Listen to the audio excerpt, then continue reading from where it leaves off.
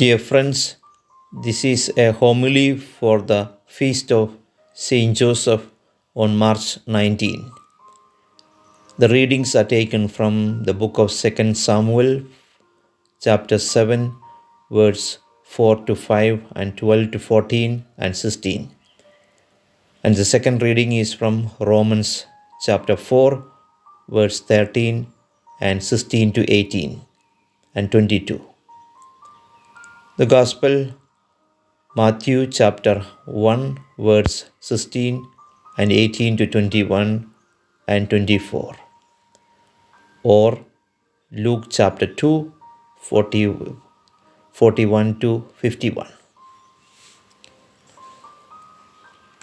We have the description of Saint Joseph only in the Gospels of Matthew and Luke. Therefore, we have the choice of reading one of these Gospels today. They present him as Joseph, the just man, the dreamer, and the silent saint who was the custodian and protector of Jesus and Mary, always doing the will of God. Joseph, the just man, in Matthew chapter 1:19. In the biblical sense, a just man is one who faithfully does his duties to God, to lawful authorities, and to his fellow human beings. Joseph did his duties to God faithfully by obeying his laws revealed through Moses, through his king, and through his foster son Jesus. Joseph obeyed the Mosaic laws by circumcising and naming Jesus on the 8th day. Joseph obeyed the Mosaic laws by presenting Mary with her child in the temple for the purification ceremony. Joseph obeyed the Mosaic laws by making Jesus son of the law, bringing him to the temple of Jerusalem for the feast of Passover at the age of 12. We can also find that Joseph obeyed his king's law by taking his pregnant wife Mary to Bethlehem for the census ordered by the emperor. Joseph loved, cared for, and protected Jesus and Mary. During the flight into Egypt, Matthew chapter 2, verse 13, and after their return to Nazareth, Matthew chapter 2, 20. When he was 12 years old, Jesus, who had gone up to Jerusalem for the Passover with his parents Mary and Joseph, remained in the temple without his parents' knowledge. When they discovered his absence at the end of the first day's travel home to Nazareth, Mary and Joseph searched for and finally found their lost Jesus in the temple. Luke chapter 2, verse 44 to 48. Jesus returned with them to Nazareth and was obedient to them as he advanced in wisdom and age and favor before God and men.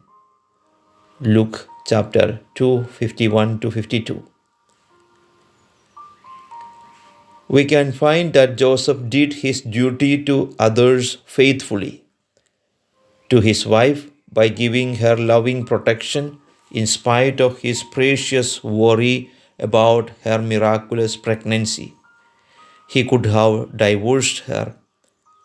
Pope John Paul II says Saint Joseph protected Mary discreetly, humbly, and silently, but with an unfailing presence and utter fidelity, even when he finds it hard to understand.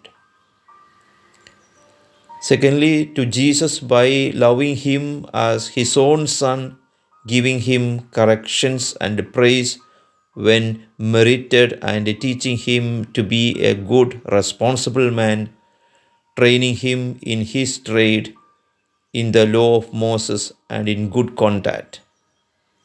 Thirdly, to his neighbors by being an ideal carpenter and good neighbor.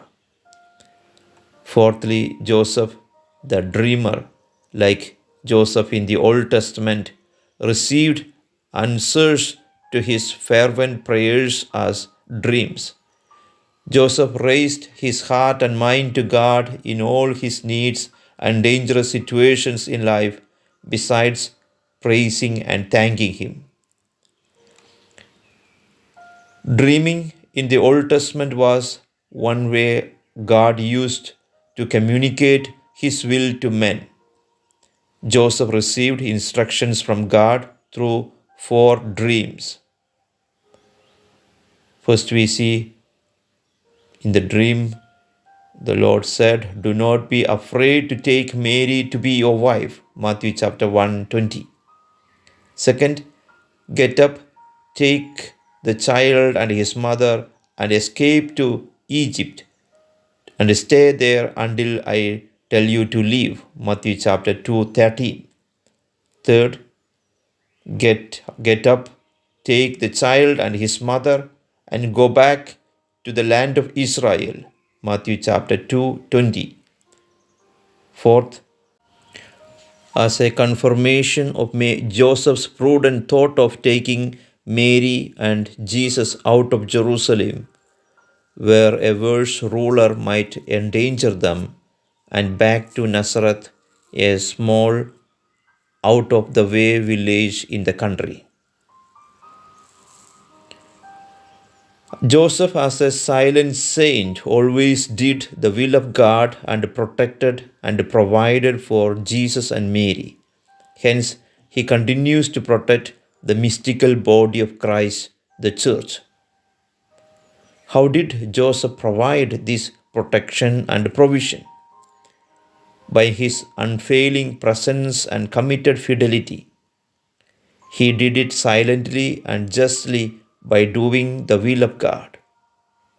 He is a silent saint in our noisy world, giving himself to others. He continues to protect those who protect and take care of elderly parents, the aged, and the sick in nursing homes. He courageously fulfilled his protective role, starting with his receiving his wife into his home at the angel's command in a dream, and continuing through the flight to Egypt with Mary and the child and their sojourn there, all the way to Nazareth and their life there, where at some point he died peacefully in their presence. Today, as we celebrate the feast of Saint Joseph, let us ask what we can learn from him. We need to lead, like Saint Joseph, a saintly lives by becoming faithful in little things. Bloom where you are planted was the favorite advice of Saint Francis de Sales. Let us love our profession and do good to others. Secondly, we need to consult God daily in prayer to know His will and to do it as Saint Joseph did. Thirdly, we need to be just as Saint Joseph was by giving everyone his or her due.